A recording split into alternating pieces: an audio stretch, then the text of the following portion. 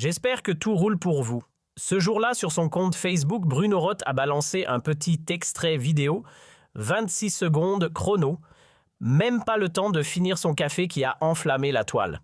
Oui, ce même Bruno Retailleau, l'ex-ministre au pédigré impressionnant, ex-ministre de l'Intérieur ex-homme à abattre, selon Alger, ex-symbole du blocage diplomatique, bref, le cauchemar officiel du régime de Tebboune. Celui dont le simple nom suffisait à court-circuiter toute tentative de rapprochement franco-algérien. Depuis son éviction, ou disons plutôt son retrait précipité du gouvernement français, après un jeu de chaises musicales politiques plutôt musclé, il a laissé sa place à Laurent Nunez plus doux dans le verbe moins tranchant, plus conciliant avec le pouvoir algérien. Ce Nunez qu'on annonce en visite imminente à Alger, mais qui, malgré les rumeurs persistantes depuis début novembre, n'a toujours pas foulé le tarmac de Houari Boumedienne. Curieusement, on attribue la récente détente entre Paris et Alger, la libération de Boualem Sansal, par exemple au départ de Roth, comme si son absence suffisait à dégeler tout un climat diplomatique glacial. Pourtant, ce départ n'était pas un renvoi proprement dit, mais plutôt l'issue d'un désaccord houleux avec Emmanuel Macron et Sébastien Lecornu, fraîchement nommé Premier ministre. Résultat, rupture consommée. Aujourd'hui, Bruno Roth ne joue plus les ministres de l'ombre. Il s'affaire à préparer l'avenir bien installé à la tête du mouvement Alerte républicaine, avec les yeux rivés sur 2027 et l'ambition à peine voilée de conquérir l'Élysée. Aujourd'hui, Bruno Retailleau a dégainé sa réplique comme un western en accéléré 26 secondes, top chrono pour faire voler en éclats toutes les accusations qui lui collent à la peau depuis la libération de Boum Sansal. Car depuis cette affaire, nombreux sont ceux qui s'acharnent à le désigner comme le grand responsable, le bouc émissaire officiel de l'échec des négociations avec Alger de l'impasse totale dans laquelle se trouvent les relations franco-algériennes et même de l'incarcération prolongée du journaliste Christophe Grèce. Et si la France a peiné à obtenir quoi que ce soit de l'Algérie, et si la seule avancée, la libération de Sansal, n'avait été rendue possible que par la médiation allemande? Eh bien, pour beaucoup, c'est simple, tout serait la faute de Retailleau. Trop frontal, trop provocateur, trop imprévisible. Son style de confrontation directe aurait, selon eux, envenimé la situation. Mais voilà, au lieu de faire profil bas, l'intéressé a préféré riposter. Et il ne s'est pas contenté d'un simple démenti. Non. Il a lancé, via une déclaration courte mais percutante, une véritable grenade verbale sur une affaire explosive qui risque de prolonger pour de longs mois encore le gel diplomatique entre Paris et Alger. Oubliez la réconciliation même, une simple normalisation des échanges semble désormais compromise. Attention, écoutez bien ce qui suit. Alors quoi ? J'aurais dû rester muet pendant que 2 otages étaient enfermés. J'aurais dû détourner les yeux pendant que les barbouzes d'Alger ourdissaient un attentat contre un opposant sur notre territoire. J'aurais dû me faire tout petit pendant que l'Algérie piétinait l'accord de 1994, pendant qu'on s'échinait à respecter à la lettre celui de 1968. Mais au nom de quoi, au juste? Pourquoi se taire? Pourquoi accepter que la France s'essuie les pieds sur sa propre dignité pour complaire à un régime de plus en plus marginalisé? Et quoi encore devrions-nous devenir les figurants dociles d'une pièce jouée par un pouvoir qui refuse toute règle du jeu? Non, 3 fois non, je ne regrette rien. Et je pose la question encore et encore et encore. Fallait-il vraiment que je me taise pendant qu'on prenait nos citoyens en otage? Fallait-il que je me fasse discret pendant que des services étrangers préparaient un attentat sur notre sol? Fallait-il que je baisse les yeux face au mépris d'un traité international que nous avons scrupuleusement respecté? Au nom de quoi?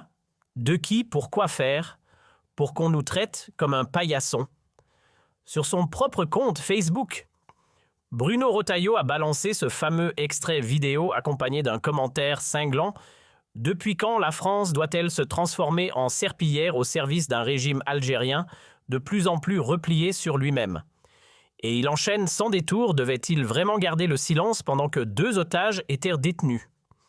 Fallait-il qu'il reste les bras croisés pendant qu'un attentat se préparait en douce par les services secrets algériens contre un opposant exilé?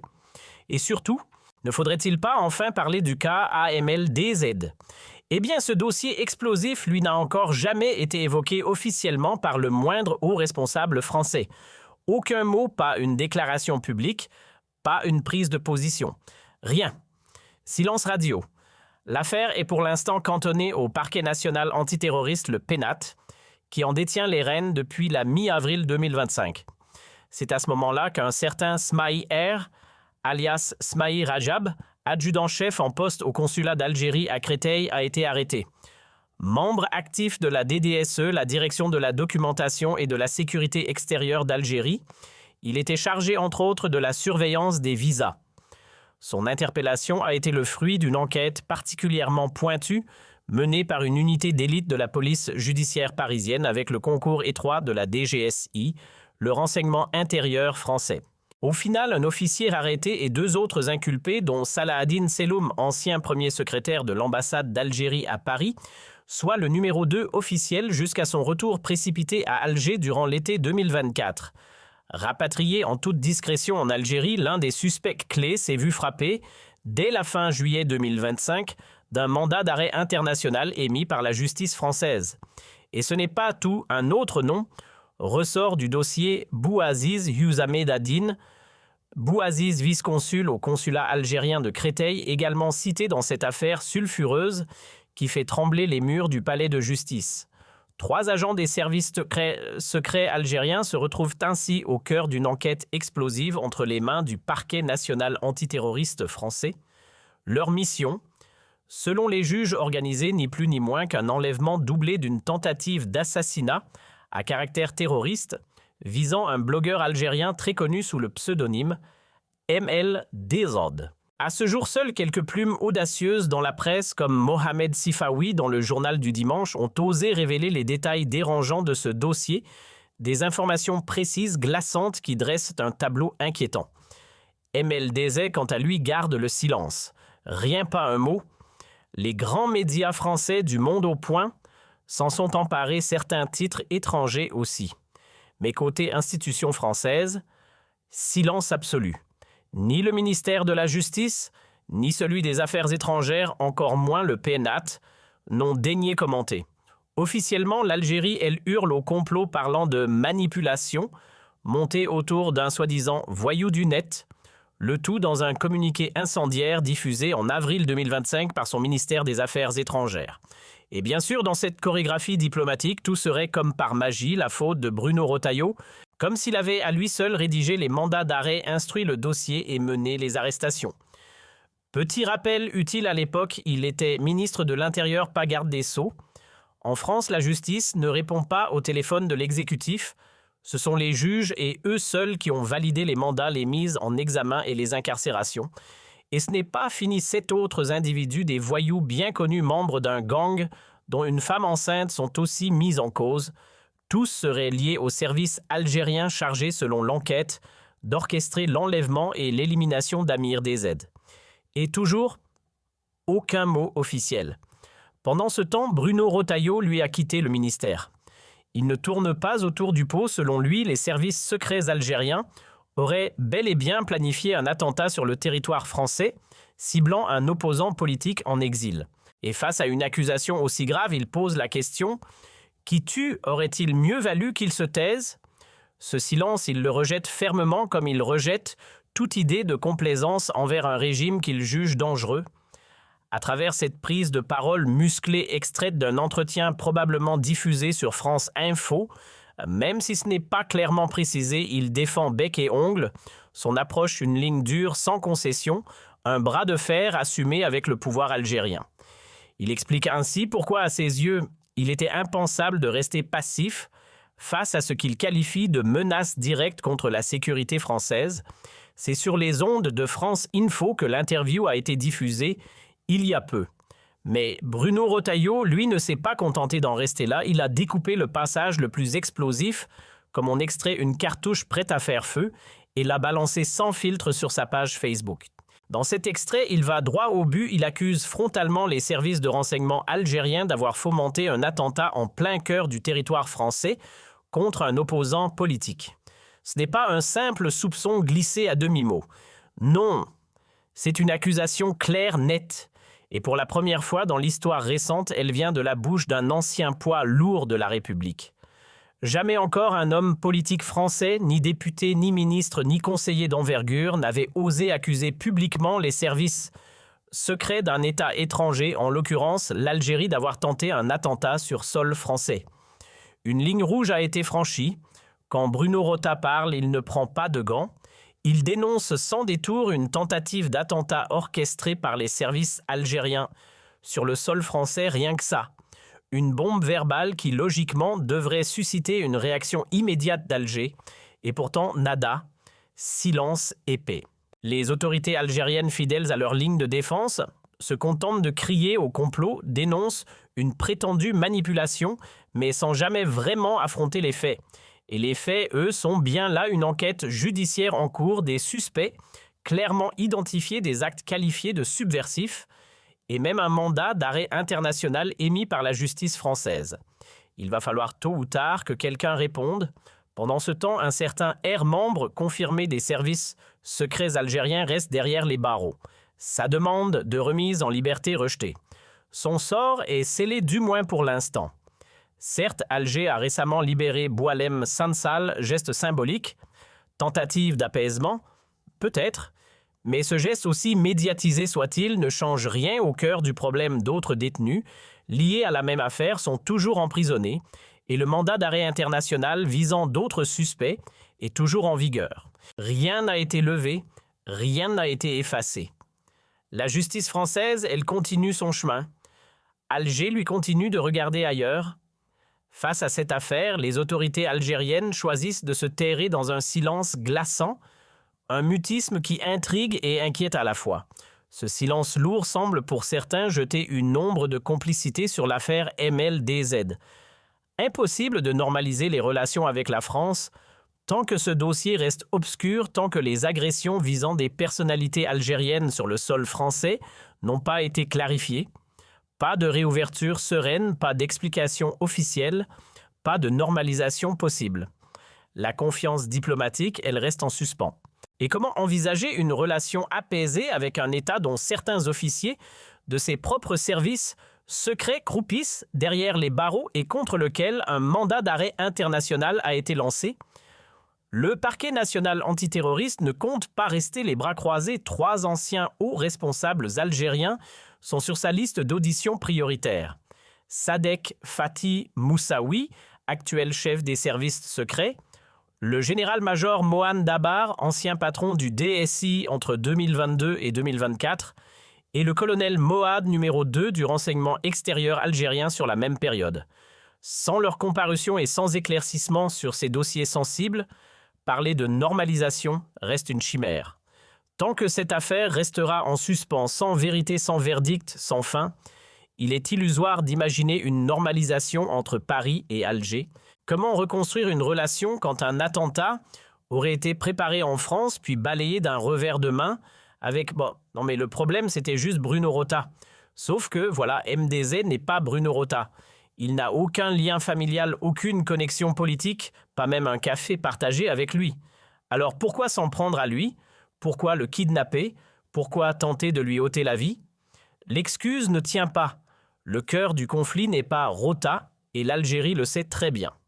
Le véritable nœud de la crise franco-algérienne, c'est le comportement du régime de Tebboune, des actes étranges, parfois choquants, souvent suspects, et qui flirtent dangereusement avec l'illégalité totale. Et ce n'est pas un cas isolé, pas un incident, plusieurs. L'agression dont j'ai été victime en août 2023, de nouveaux éléments, viennent d'apparaître et je vous les révélerai bientôt. Vous allez tomber de votre chaise. L'affaire Mbou. Les scandales d'espionnage. Et même l'affaire de Bercy, un fonctionnaire franco-algérien qui, avec l'aide d'une femme de son entourage travaillant à l'OVI, aurait récupéré les données personnelles de plusieurs personnalités algériennes, moi y compris. Ce ne sont pas des coïncidences, ce sont les symptômes d'un système qui déraille. Dans cette affaire, l'obstacle ne serait donc pas Bruno Rota, loin de là. Selon lui, son analyse est légitime. Le régime algérien aurait adopté des méthodes jugées inacceptables, des actions perçues comme des violations de la souveraineté française et comme une rupture totale avec les usages diplomatiques, les accords d'amitié et la confiance qu'il y ait autrefois les deux pays. Auparavant, toujours d'après ce récit, les interventions attribuées aux services algériens sur le territoire français se limitaient à des pressions discrètes, quelques intimidations, des menaces, voilées des manœuvres pour influencer. Rien de comparable avec ce qui est décrit aujourd'hui. Car le narrateur évoque désormais un registre bien plus grave: vol de téléphone, agression armée, opérations d'espionnage, infiltration d'institutions françaises, tentative de kidnapping, recrutement de membres du grand banditisme pour enlever ou éliminer un opposant. Il va même jusqu'à mentionner l'utilisation de jeunes femmes pour séduire et attirer une cible jusqu'à Barcelone afin de faciliter son enlèvement. Tout cela, précise-t-il, dépasse largement les coups habituels et constitue, selon son point de vue, un saut inquiétant dans l'escalade. Dans le récit présenté, il est question de pratiques jugées extrêmement graves. Et aujourd'hui, toujours selon cette narration, c'est tout un régime qui se retrouve pointé du doigt. Pas seulement le pouvoir politique, les agents des services algériens eux-mêmes seraient dans cette vision des faits installés sur le banc des accusés, comme s'ils avaient tous rendez-vous devant un tribunal imaginaire. Dans cette logique, le régime algérien ne pourrait plus se dérober. Les accusations, affirme le narrateur, sont là, pesantes, encombrantes, impossibles à contourner. Et ce n'est sûrement pas, ajoute-t-il, en libérant Sansal pour montrer patte blanche qu'Alger espérerait soudain rétablir des liens harmonieux avec la France ou plus largement avec l'Occident. Selon cette analyse, une simple libération ne suffira pas à faire oublier l'ensemble des dossiers brûlants qui continuent d'empoisonner les relations bilatérales. Pour le narrateur, c'est clair, on ne parle pas d'un simple incident diplomatique. Il évoque un projet d'assassinat, des opérations qualifiées de terroristes, des mandats internationaux, des auditions judiciaires, des enquêtes fouillées, et au centre de tout cela, un jeune homme MDZ décrit comme totalement pacifique, un simple créateur de contenu sur TikTok et YouTube incapable, selon ses mots, de faire du mal à qui que ce soit. Dans cette perspective, normaliser les relations entre Paris et Alger serait impossible tant que toujours, selon cette narration, la vérité n'aura pas été exposée publiquement par le régime de Tebboune au sujet des actes considérés comme suspects ou illégaux sur le sol français.